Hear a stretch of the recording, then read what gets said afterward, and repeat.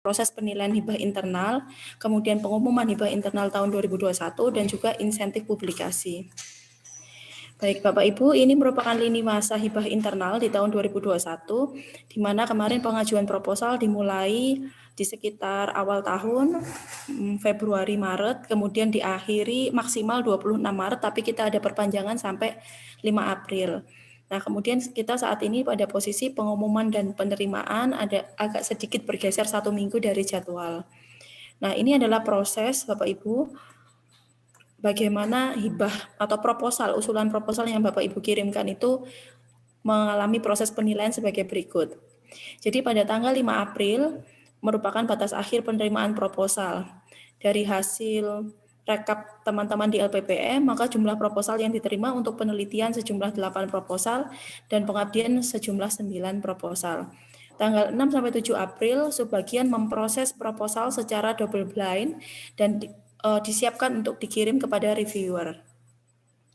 Kemudian 7 sampai 25 April merupakan proses review oleh pihak reviewer eksternal. Ini yang mungkin berbeda dengan tahun-tahun sebelumnya, di mana reviewer hanya satu dari pihak eksternal.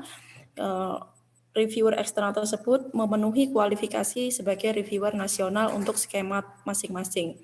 Kemudian tanggal 26 sampai 28 April, tim LPPM melakukan perekapan hasil review dan menyusun usulan anggaran.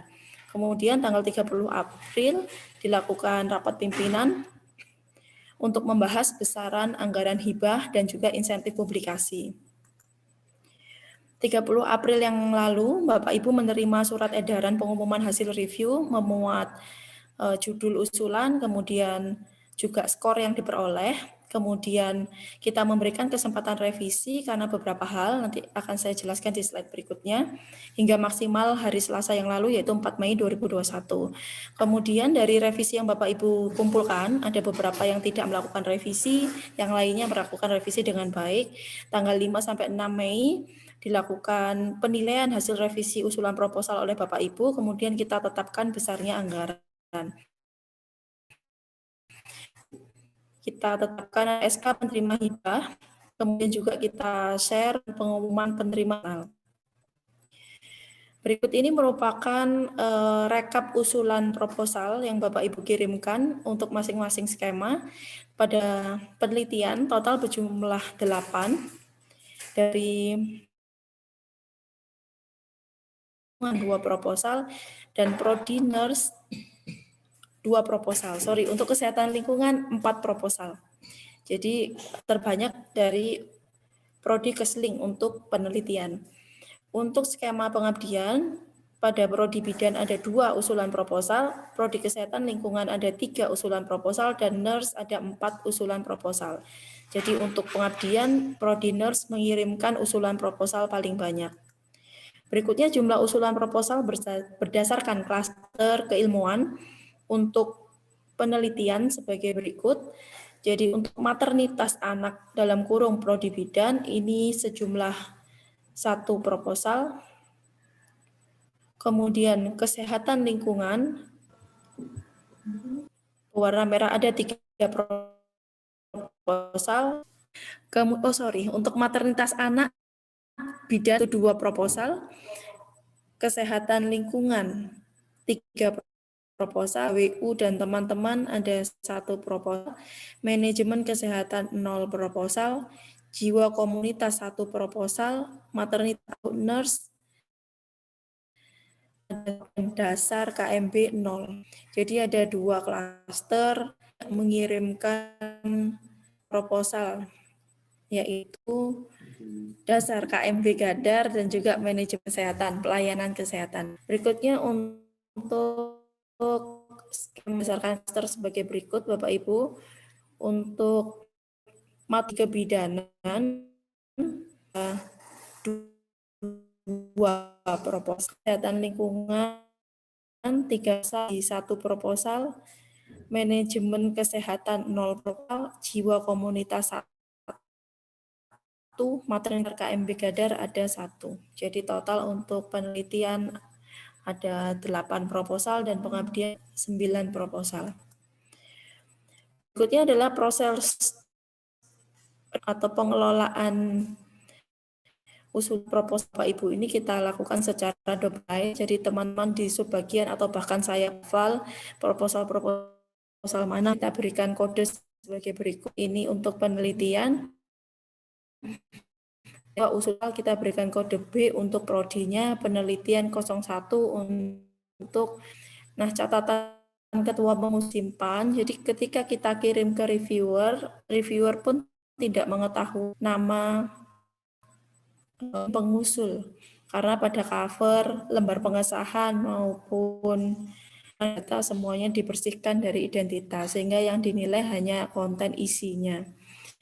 Sebagai berikut, kemudian untuk pengabdian proses yang sama juga dilakukan. Pengkodean depan adalah dua adalah skema dan keempat urutan proposal.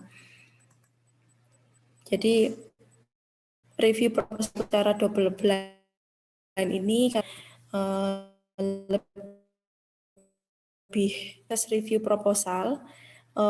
Yang tahap pertama kita kirimkan dari LPPM stiker, mengirimkan surat permohonan ke Universitas Widya Gama. Kemudian kepala LPPM Universitas Gama menang menunjuk reviewer. Setelah ditunjuk reviewer untuk penelitian dan satu reviewer untuk, kemudian kita menyampaikan surat permohonan kesediaan sebagai reviewer dari Stikes kepada reviewer melalui LPPM UIG. Kemudian kita lakukan presentasi terkait instrumen penilaian yang akan dan tahap ketiga adalah pengiriman proposal. Kemudian kita bersama dengan instrumen penilaian dan melakukan proses review proposal. Nah, catatannya adalah seluruh proses ini kita lakukan secara double. Jadi baik reviewer maupun juga tidak mengetahui proposal ini, subbagian juga tidak hafal pasti, memberikan kode tahu, berikutnya juga tidak terlalu hafal. Kemudian instrumen penilaian standar adalah merujuk pada Ristek BRIN. Kemudian ketetapannya proposal dinyatakan lolos jika skor minimal lebih dari 462. Nah, ini adalah yang kita kirim, file-file kita beri nama sebagai berikut, penelitian maupun pengabdian. Di dalamnya sudah persis, kalau kita buka sudah lembar pengesahan maupun biodata. Instrumen penilaian yang dipakai untuk penelitian ini sampel saja yang sudah terisi, yang ini adalah pengabdian. Saya rasa Bapak Ibu sekalian sudah melihat hasil, di mana tanggal 30 April kami sudah menyampaikan hasil penilaian edaran. Ini formulir penilaian untuk pengabdian dan ini untuk penelitian. Kemudian berikut untuk D3 kebidanan ada 2 proposal dengan nilai sebagai berikut. S1 Kesling ada 4 proposal, Prodinus 2 proposal dengan penilaian sebagai berikut untuk skema penelitian. Jadi untuk skema penelitian dari 8 proposal yang dikirim, hanya 1 yang skornya kurang dari ketetapan, yaitu proposal dengan kode 01. Kemudian untuk proposal pengabdian dari 9 proposal yang dikirim, banyak merahnya Bapak Ibu, artinya banyak skor yang di bawah 462. Yang lolos di tahap pertama ini sebelum kesempatan revisi hanya proposal, 1 dari kesehatan lingkungan, 2 dari nurse. Kemudian Bapak Ibu dari skor yang dikirimkan oleh reviewer tadi dan kami rekap, maka kami melihat bahwa anggaran untuk pengabdian ini masih belum terserap maksimal ya, terutama di prodi D3 kebidanan, karena kalau kita lihat Bapak Ibu di Pengapmas ini dua-duanya, 2 usulan proposal belum memenuhi kriteria untuk lolos, maka melalui rapat pimpinan yang dihadiri juga oleh teman-teman subbagian pengabdian, kami menetapkan bahwa memberikan kesempatan untuk revisinya tidak panjang karena kita ingin juga masih tidak jauh melenceng dari timeline yang ditetapkan, maka kita berikan kesempatan untuk revisi dalam upaya untuk meningkatkan serapan anggaran bagi semua. Masih bertanya, skor saya lebih dari 462 tapi lolos ya. Bapak Ibu, kami dari teman-teman sebagian juga ada catatan ketertiban Bapak Ibu untuk memenuhi template yang sudah diberikan ini juga masih kurang untuk beberapa proposal. Jadi harapan kami meskipun skornya sudah lolos, tapi kelengkapan nama tim, nama mahasiswa yang terlibat, lembar pengesahan dan lain-lain juga disesuaikan.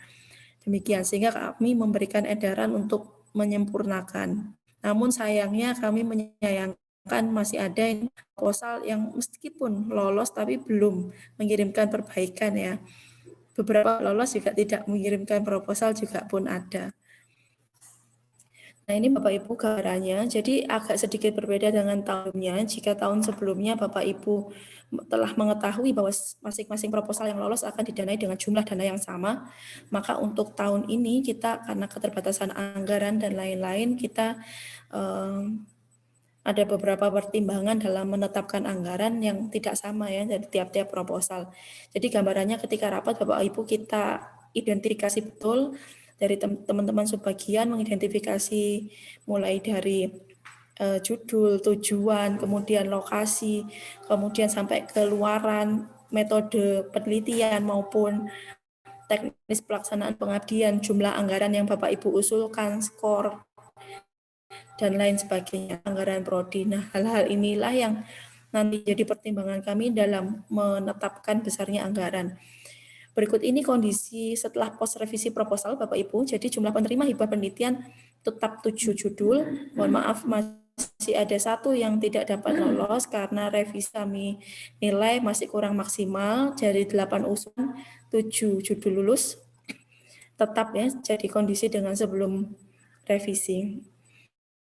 Kemudian untuk hibah PKM ini ada perbaikan, artinya dari tiga judul yang awalnya lolos, kemudian ada tambahan 2 judul lagi, yaitu 1 pada prodi D3 Kebidanan dan 1 Kesehatan Lingkungan.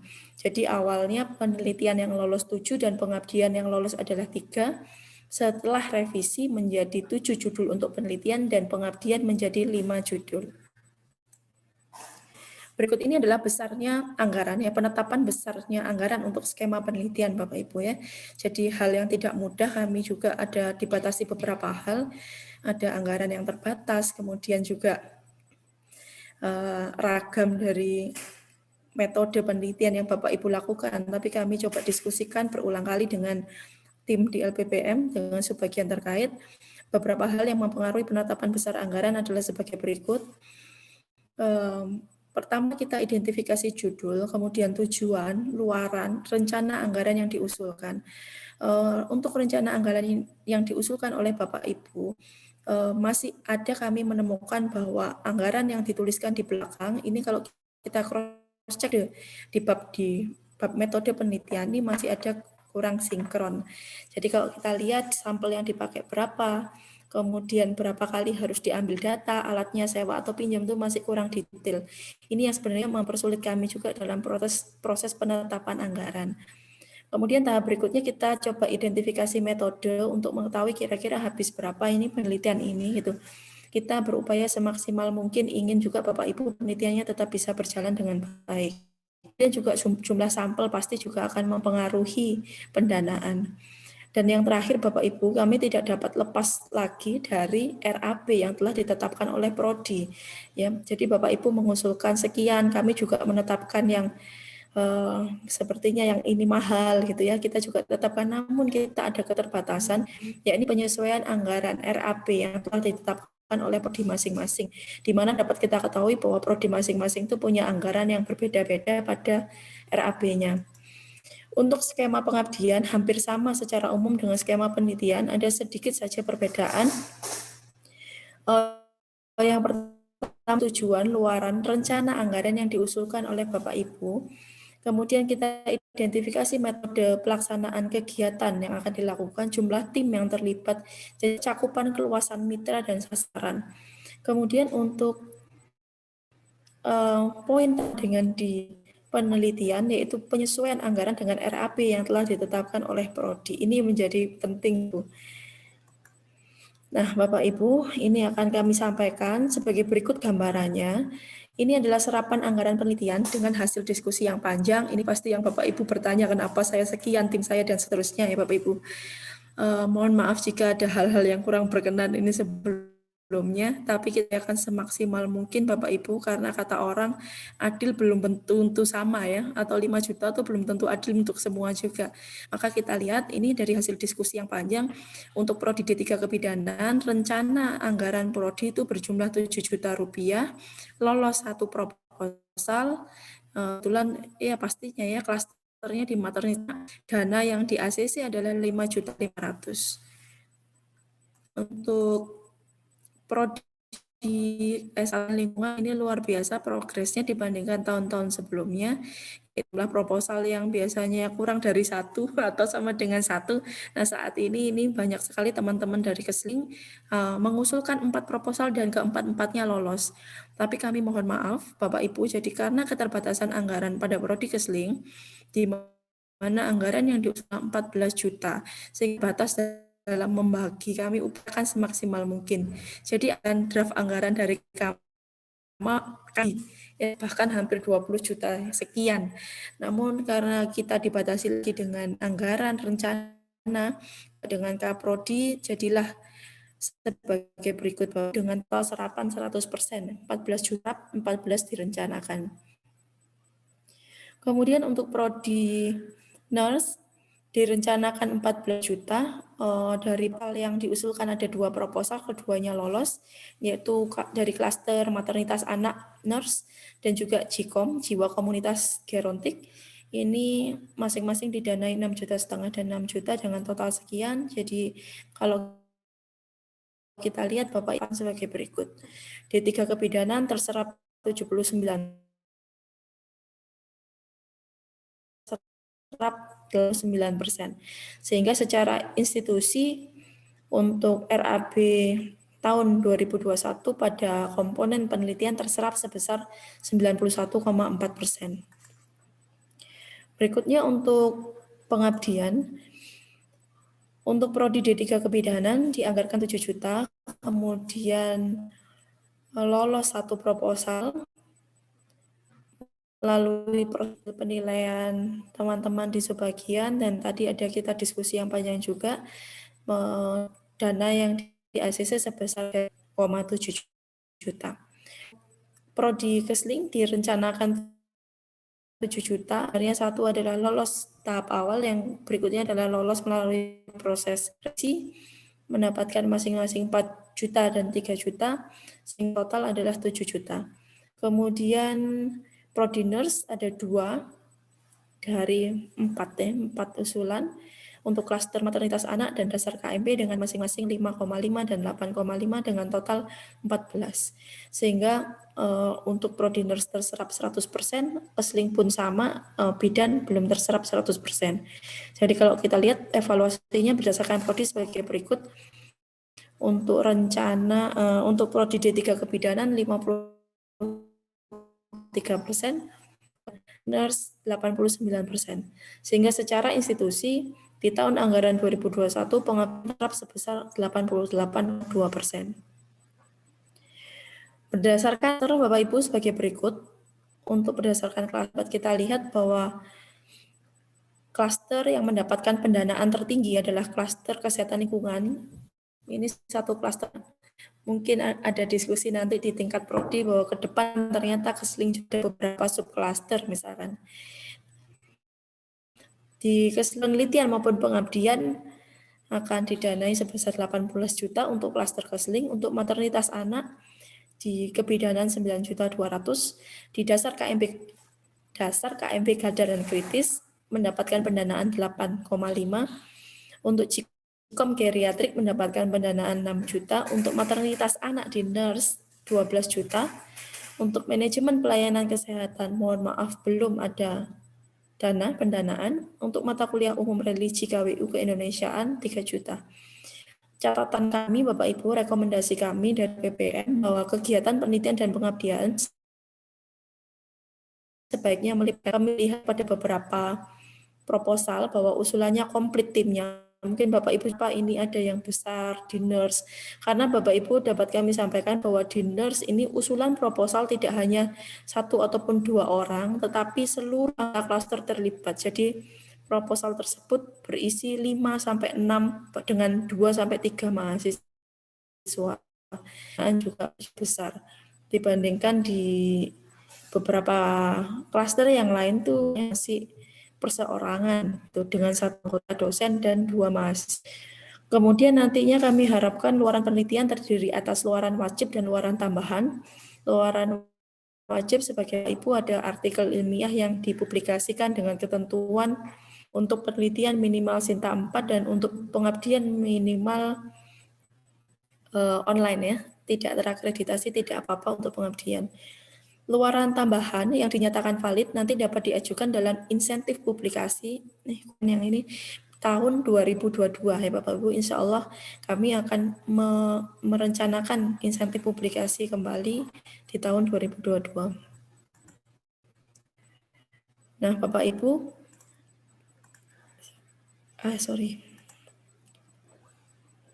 sebentar, layarnya masih hang. Nah ini dia. Ini adalah rencana tindak lanjut. Jadi SK penetapan penerima hibah sudah Bapak Ibu ada kami share. Kemudian setelah ini adalah proses perjanjian kontrak. Kemudian Bapak Ibu monggo direvisi anggaran dan dana yang di ACC ya dengan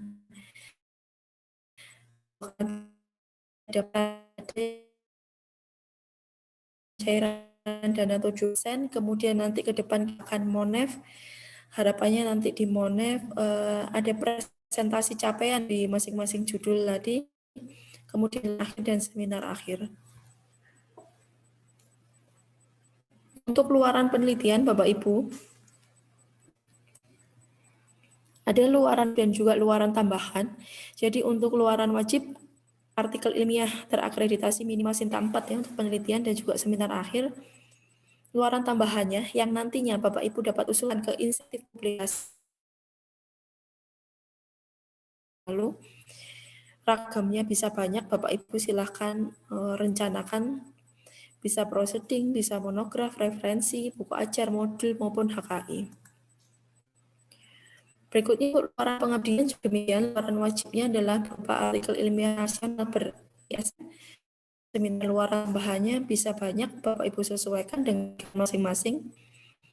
Ada proceeding, publikasi, HKI, produk, standar maupun sertifikasi, mitra, buku maupun wirausaha baru mandiri. Nah, Bapak Ibu, mengapa sih kami memotivasi Bapak Ibu tidak hanya di luaran wajib tapi juga luaran tambahan?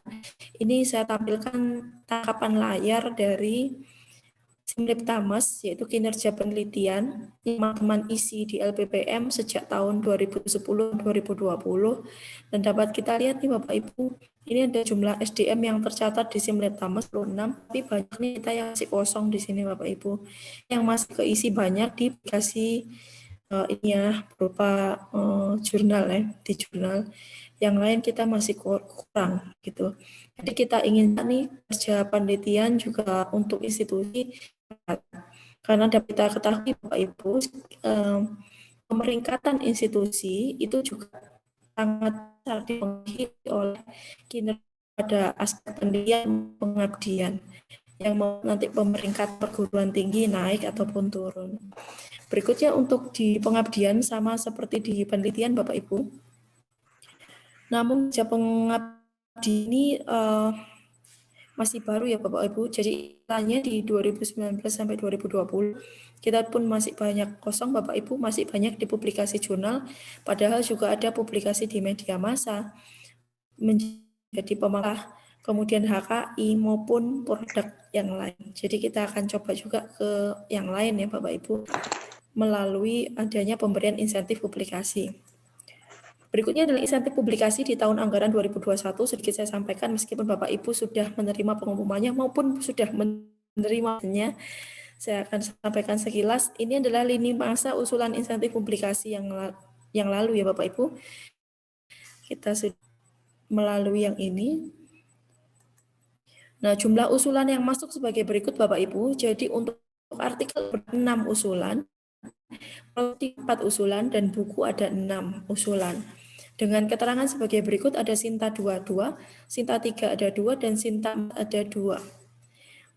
Kemudian internasional ada 1. Untuk proceeding internasional 1 dan 3 nasional. Untuk buku ada book chapter ada 2, monograf ada ontologi 1, dan buku referensi 1. Melalui hasil penilaian Bapak Ibu sebagai berikut.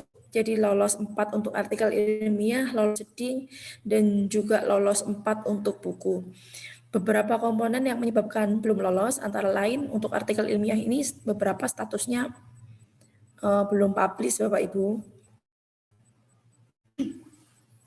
Belum publish, kemudian untuk ada juga yang kalau kita klik ini DOI-nya belum oke, IDIP-nya juga belum tampil F-nya, jadi kita belum dapat. Nanti jika Bapak Ibu sudah ataupun sudah memenuhi kata monggo dapat diajukan kembali di insentif selanjutnya. Kemudian untuk proceeding untuk CIASEC meloloskan satu proceeding internasional ini dapat kita loloskan.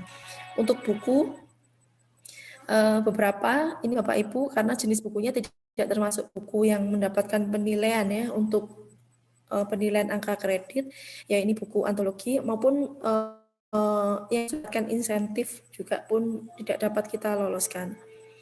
Ini merupakan instrumen insentif untuk artikel ilmiah Bapak Ibu, jadi ada checklist yang kita menilai usulan yang masuk.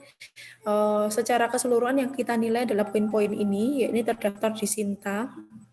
Kemudian kita cek secara online Ristek Brin, apakah benar jurnal tersebut Sinta sekian, dan seterusnya. Dan syarat utamanya adalah sudah harus belum pernah mendapatkan insentif sebelumnya. Jangan lupa Bapak Ibu gunakan afiliasi stiker. Kemudian juga DOI, cek Bapak Ibu gunakan email dengan apa itu namanya ya, domain Widyagama ya Bapak Ibu. Beberapa masih belum menggunakan hal tersebut ya, menggunakan husada.ac.id, namun kita berikan insentif publikasi karena kita ingin memberikan motivasi pada Bapak Ibu yang sudah upaya untuk publikasi, namun tidak 100%. Kalau Bapak Ibu lihat di surat SK penerima insentif ada jumlah yang berbeda meskipun dia di Sinta yang sama, tapi jumlah yang diterima berbeda, itu pasti ada beberapa poin yang kurang sesuai atau tidak sesuai Bapak Ibu. Seperti contohnya afiliasi yang tadi saya sebutkan. Berikutnya untuk insentif publikasi, jadi ini adalah instrumen yang digunakan secara umum hampir sama seperti pada artikel ilmiah, harus jenis sebenarnya internasional ataupun internasional, dua-duanya bisa diajukan Bapak Ibu. Satu sudah harus publish, belum pernah dapat insentif, afiliasi harus menggunakan kes Widyagama, status penulisnya harus penulis pertama, seperti juga yang tadi artikel juga harus penulis pertama, DOI-nya oke, tidak ada masalah ketika. Kemudian instrumen penilaian insentif untuk buku terdaftar di Sinta usulnya, penerbit bukunya kita lihat, kita cek Bapak Ibu, anggota IKP kemarin masih ada beberapa yang belum anggota IKP, tapi kita dapat memberikan ya insentif publikasi, namun dengan jumlah yang tidak sama dengan buku-buku yang terdapat atau diterbitkan oleh penerbit. Syaratnya sudah harus terbit, belum pernah dapat insentif, kemudian sama afiliasi DOI penulis. Ini boleh Bapak Ibu mau penulis book chapter ataupun penulis pertama dipersilakan. Ini Bapak Ibu besarnya insentif kita merujuk dari besarnya SKS ya. Yang besarnya SKS ini kita lihat di pedoman operasional penilaian angka kredit tahun 2021. Jumlah ini kemarin kita dana yang kita punya Bapak Ibu tidak untuk kemungkinan jika suatu saat rencana lebih tinggi lagi, tentu kita bisa meningkatkan ya Bapak. Saat ini kondisinya seperti ini, meskipun sedikit, tapi semoga dapat tercapai ya. Ini menjadikan motivasi tersendiri untuk bagi Bapak Ibu dosen. Nah Bapak Ibu itu yang bisa kami sampaikan dari LPPM. Kami mohon maaf sebesar jika dalam proses review ataupun proses penetapnya anggaran juga ada hal-hal yang kurang berkenan, mohon maaf sebesar-besarnya. Sampaikan seluruh dokumen yang berkaitan dengan pengumuman hibah internal mulai proses review sampai ke SK dapat diakses di sini, Bapak Ibu. Kami mengucapkan selamat Hari Raya Idul Fitri ini meskipun masih beberapa hari lagi. Mohon maaf dari kami LPPM jika ada kesalahan, kekurangan, mohon dimaafkan. Terima kasih. Wassalamualaikum warahmatullahi wabarakatuh. Waalaikumsalam warahmatullahi wabarakatuh. Baik, terima kasih Bu Nurma. Demikian pemaparan dari LPPM bagaimana proses dari seleksi proposal hibah internal baik penelitian maupun pengabdian masyarakat, dan selain itu juga seleksi bagaimana untuk pemberian insentif publikasi yang sudah dilaksanakan. Untuk selanjutnya untuk acara SDM, silakan Pak Iwan, monggo.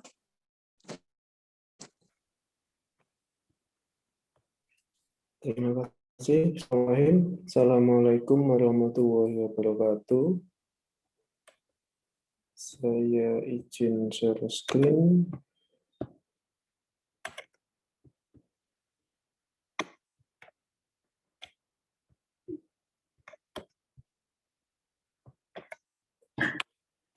Bismillahirrahmanirrahim. Yang terhormat pimpinan Stikes, Ketua Stikes, Wakil Ketua Stikes, Kepala Lembaga, Kaprodi, dan Kapok, serta dosen Stikes sekalian. Bismillahirrahmanirrahim. Hari ini saya sedikit ingin menyampaikan beberapa hal berkaitan dengan penelitian sebagai unsur utama percepatan kenaikan jabatan akademik. Sesuatu yang menjadi tantangan kita di tahun-tahun ke depan, terutama dengan adanya indikator kinerja utama dari Kemenristek, Dikti, bahwa kinerja pendidikan tinggi itu dilihat dari 3 hal, yaitu kualitas kurikulum, kualitas lulusan, dan kualitas dosen dan pengajar. Sementara untuk kinerja yang normal saja kita masih kesulitan, ada lagi indikator kinerja utama yang menurut pendapat pribadi saya memang agak berat kalau kita tidak berusaha dengan sungguh-sungguh untuk mencarinya. Hal ini diperparah lagi dengan kondisi student body kita yang semakin lama semakin menurun. Kalau di slide di depan bisa dilihat bahwa bentuknya adalah kurva yang terbalik, bukan di kurva yang menghadap ke atas, jadi cenderung turun. Kalau tadi Dr. Rudi dan Bu Nurma menyampaikan bahwa dana penelitian memang sedikit menurun, mungkin salah satu akibatnya adalah kondisi kurva yang semacam ini. Harusnya kita mencapai puncaknya itu di tahun 2012 sampai 2015, tapi ceritanya belum punya kekuatan untuk naik lagi. Moga-moga minta doanya Bapak Ibu sekalian bahwa di tahun-tahun depan bisa semakin naik jumlah mahasiswa. Sumber dari PD Dikti tahun genap 2019, sebagai informasi untuk 2020 sedikit turun lagi, jadi kondisinya semakin menurun. Akibatnya adalah pendapatan kita juga semakin menurun, meskipun secara komitmen untuk penelitian kita mengurangi, tapi juga nggak banyak-banyak. Kalau tahun lalu 69, sekarang 67, cuma turun 2 juta.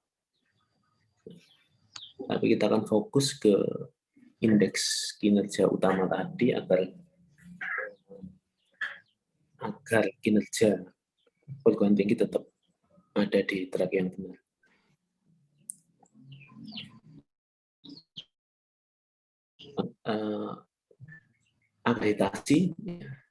Akreditasi yang 9 ini yang dijadikan tolak ukur utama adalah luaran dan capaian Tridharma.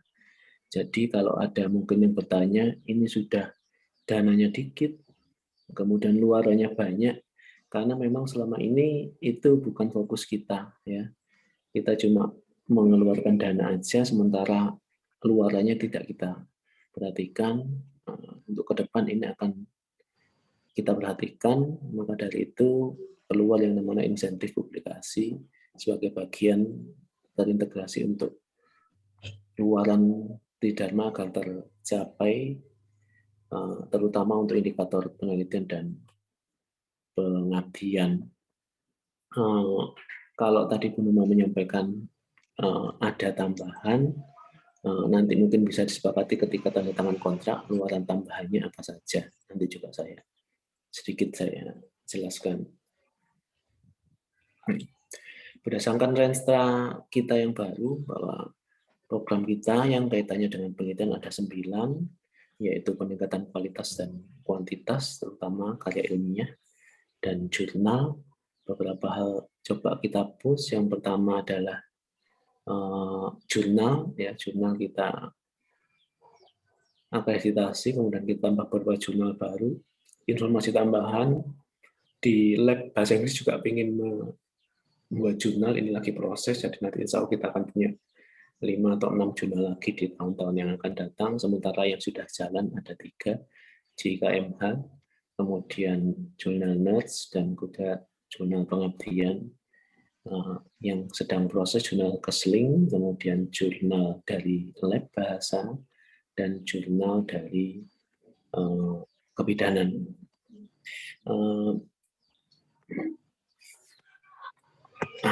Kalau tadi program ini indikatornya, yang kita utamakan adalah kinerja penelitian dan kinerja PKM. Memang tadi sudah disampaikan oleh Bu Nurma, karena itu ada di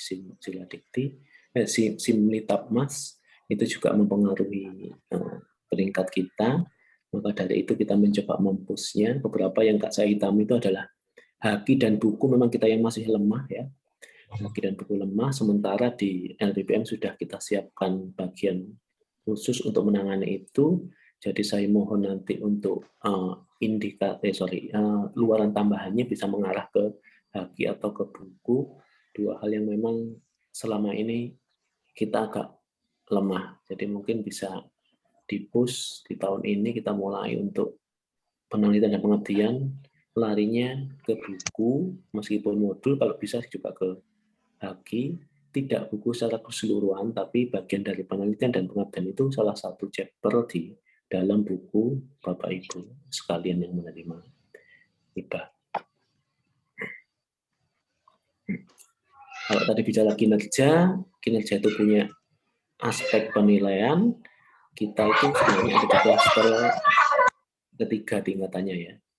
Sudah naik 1, jadi klaster penelitian itu masuk ke media, sementara klaster pengabdian masuk ke memuaskan. Ini sudah beberapa tahun lalu kita masuk ke klaster ini, tapi permasalahannya adalah SDM kita, jabatan fungsionalnya belum memenuhi syarat untuk masuk ke situ. Kalau kita gambarkan misalnya, harusnya kita itu sudah naik SMP, tapi kemampuan masih SD, jadi untuk berkompetisi di tingkat SMP masih belum bisa. Kita coba push agar kita bisa masuk ke sana. Untuk itu, bagi Bapak Ibu yang gagal dalam tanda kutip, yang tidak diterima proposalnya, sebenarnya itu adalah bukan akhir dari segalanya. Monggo proposal kita perbaiki lagi untuk bisa kita ajukan di Simlitapmas untuk tahun 2021 ini. Ada pendekatan berbeda untuk masing-masing penelitian dan pengabdian, ya. Untuk penelitian memang agak berat karena harus lektor, sementara kita di klaster penelitian sudah tidak bisa lagi masuk ke penelitian dosen pemula, jadi harus naik. Jadi gambaran saya adalah Bapak Ibu yang proposalnya baik, yang sudah diterima maupun tidak diterima, silakan diperbaiki. Nantinya lewat klaster mencoba mencari teman-teman yang sudah lektor untuk diajukan. Nanti kita fokus ke klaster untuk mengajukannya ke Simlitapmas. Kalau untuk pengabdian masih bisa untuk yang AA. Jadi baik yang dapat maupun yang tidak bisa diperbaiki lagi untuk diajukan untuk yang tahun depan. Tapi ada masalah yang lucu sebenarnya kalau di pengabdian. Kemarin ini sudah kita adakan workshop, ternyata kok nilainya yang paling banyak jelek adalah pengabdian. Saya harap kita nanti coba workshop internal lagi untuk kita perbaiki agar bisa kita ajukan ke PKM di Sindiktapmas, baik yang sudah dapat maupun belum dapat, bisa dibantu lewat klaster, kita biar diskusi, biar tidak muncul permasalahan seperti kemarin, saling tuduh tentang plagiasi, nanti akan kita selesaikan lewat klaster dan lewat diskusi internal, agar lebih kompak dan moga-moga bisa nyantol. Yang tahun ini tidak ada yang nyantol sama sekali. Nah, itu tentang status institusi kita di Sindiktapmas. Nah, ini gambaran yang tadi saya jelaskan bahwa kita sudah tidak bisa lagi bersaing di penelitian dosen pemula. Kita itu harus sudah ke pengembangan dan terapan atau dasar yang tingkatnya lebih tinggi. Karena memang peringkat kita sudah naik. Nah, demikian juga untuk pengertian sih lebih mudah karena tidak membutuhkan syarat seberat penelitian. Penelitian itu syaratnya harus lektor, kemudian harus punya Scopus ataupun buku yang IKP. Nah, nanti beberapa teman kita yang lektor akan coba kita adakan sesi diskusi gimana untuk mencapai syarat minimum tersebut. Maka dari itu beberapa nanti habis Lebaran akan kita adakan sharing tentang SDM ini, akan kita bagi menjadi 3 klaster. Yang pertama klaster yang lektor, kemudian yang sudah serdos, kemudian klaster yang nyari serdos sudah siap syaratnya tapi menunggu waktu, dan yang agak jauh masih NIDN itu nanti akan kita kumpulkan, coba kita strategikan bagaimana caranya. Secara detail nanti akan sekilas saya jelaskan. Luaran tadi sudah disampaikan oleh Bu Nurma. Selama ini memang kurang kita perhatikan. Kita coba mulai tahun ini kita push luarannya Sinta 4 dan seminar untuk penelitian, kemudian ISSN dan seminar akhir untuk pengabdian. Namun ada pilihan, nanti saya sulungkan namanya bona pilihan wajib sebenarnya, harus dipilih, jangan sampai tidak dipilih, yaitu buku dan haki. Nah, itu yang coba kita push karena sarana sudah ada di LPPM, tinggal kita membuatnya saja, sekali dayung 2-3 pulau terlampaui. Nah, ini bagian yang terpenting yang ingin saya sampaikan tentang pengembangan dosen yang selama ini saya tulis stunting gitu, kita itu karena pengembangan dosen kita tidak berjalan dengan sebagaimana mestinya. Ada beberapa tanggal di situ, 1 Oktober 2006, ada yang ingat mungkin, Bu Yuli Bupat, nggak tahu ya, 1 Oktober itu AA-nya keluar untuk dosen kita yang pertama. Dosen kita yang pertama punya AA itu 1 Oktober 2006, kalau nggak salah Bu Yuli sama Bupat. Nah, kalau yang sebelah kanan itu 2015, 2007, dan 2011. 2015 itu Bu Nurma ingat apa itu? Itu adalah AA-nya Bu Nurma jadi lektor 2020, jadi butuh 5 tahun untuk jadi lektor. 2007 dan 2020 itu Bu Jiarti 13 tahun untuk jadi lektor dari AA. 11-20 itu adalah Bu Wira 9 tahun untuk jadi lektor. Kalau normal sih harusnya 5 tahun lagi Bu Nurma bisa ke lektor kepala. Nah, tapi ya kelamaan kalau 5 tahun lagi lah, minimal 2 tahun lagi. Beberapa teman kita yang lektor juga harus sudah ke lektor kepala. Untuk itu butuh beberapa katalisator. Salah satunya adalah gugus tugas yang sudah bekerja. Kemudian juga publikasi ilmiah insentif ini juga bisa kita jadikan sebagai pijakan untuk kita meraih mimpi ya. Mimpi utamanya adalah menjadi profesor itu. Semoga di beberapa tahun ke depan bisa kita raih dengan kerja keras. Mengapa? Karena kalau tidak kerja keras kondisinya semacam ini. Nanti 2006 sampai sekarang ada yang masih AA, yaitu berarti sudah 14 tahun masih AA. Apakah mau nunggu lektor 14 tahun lagi, profesornya bisa-bisa 36 tahun lagi, dan itu impossible, istilah saya nggak mungkin bisa diraih. Jadi akan kita percepat segera. Di hari ini mungkin sudah 6 yang sudah positif, meskipun SK-nya belum turun, tambahannya Pak Toha, Pak Rudi, dan satu lagi adalah Sapal Bu Yuniar, ya, untuk menyusul nanti. Semoga Pak Kodir, Bu Anta bisa cepat. Ditunggu juga Bu Yuli sama Bu Pat, moga-moga bisa segera menyusul untuk ke lektor, sementara yang sudah lektor siap-siap ke lektor kepala. Jadi kesimpulannya, kondisi SDM kita ini sangat memprihatinkan, jadi harus kita upayakan semaksimal mungkin kita fokus ke keluaran, dalam hal ini jurnal, karena memang yang menjadi masalah selama ini adalah di kumci. Kumci ini adalah kumnya Bu Nurma, yaitu penelitian dan pengabdian, itu yang sering menghambat. Pak Rudi pernah terhambat, Bu Junior juga pernah terhambat, nah, Bu Arda sekarang sudah terhambat, tapi moga-moga bisa segera meloloskan diri untuk naik ke lektor. Nah, ini kondisi kita, sudah saya buatkan klasternya. Mungkin nanti setelah Lebaran akan kita coba diskusi lagi. Saya bagi menjadi yang sudah sertus ada 11 orang. Itu nanti strateginya adalah naik ke lektor atau ke lektor kepala, segera dengan syarat-syarat yang sudah saya sampaikan sekilas tadi. Kemudian yang sudah punya jabatan akademik, tapi belum sertus, tinggal nunggu saja. Yang sudah punya in-passing terutama, berdoa semoga bisa cepat terpanggil untuk sertus.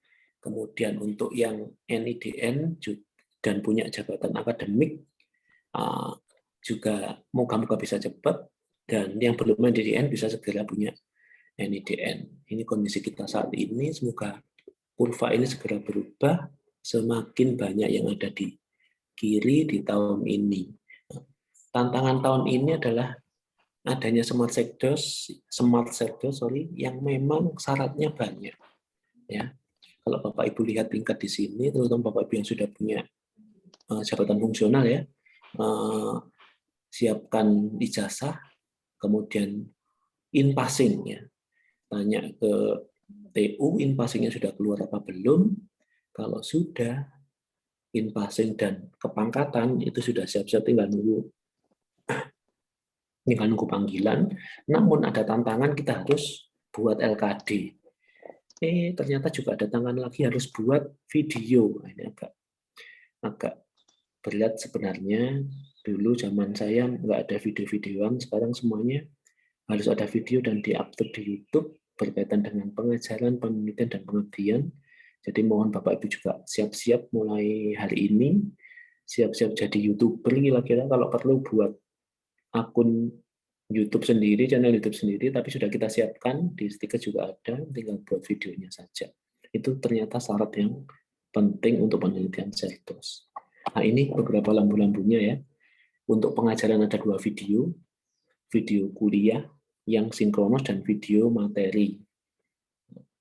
Kemudian ditambah lagi 2 video roadmap penelitian dan video pengabdian. Jadi Bapak Ibu sekalian yang sudah punya jabatan akademik, yang sudah punya in-passing, mohon siap-siap, karena memang akan menjadi